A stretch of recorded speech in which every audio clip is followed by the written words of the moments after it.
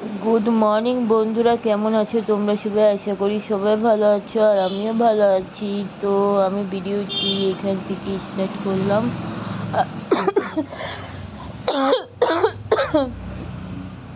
তো আমি এখানে ধুনো দিচ্ছি। আজ শনিবার, তো মঙ্গলবার বাড়িতে আমি ধুনো দিই। তো আমার এখানে পুজো টুজো হয়ে গেছে।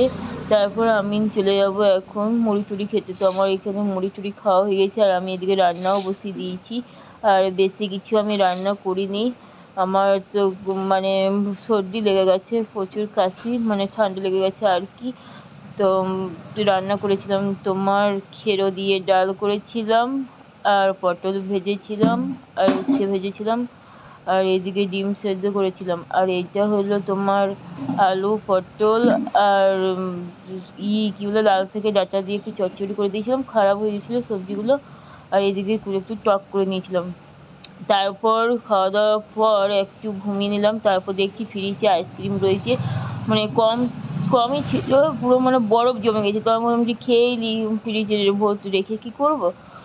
ওই খেয়ে নিয়েছি। আরও শরীরটা মানে কাশি হয়ে গেছিলো, মানে ঠান্ডা লেগে গেছিলো, কিন্তু ও সিরাপ খেয়েছিলাম, ঠিক হয়ে গেছিলো। তো এখন বাজে 8:30। তো আমি যাবো রান্না বান্না করতে। তো আমি রান্না করেছিলাম আজ কুমড়ো আলুর তরকারি, ছোলা দিয়ে কুমড়ো আলুর তরকারি আর রুটি করেছিলাম। তো এখন বাজে 10টা। তো আমার রান্না বান্না হয়ে গেছে আর আমি একটু ফ্রেশ ট্রেশ হয়ে নিলাম। তো ভিডিওটি এই পর্যন্ত। যদি ভিডিওটি ভালো লেগে থাকে তো like comment share and subscribe করে দিও।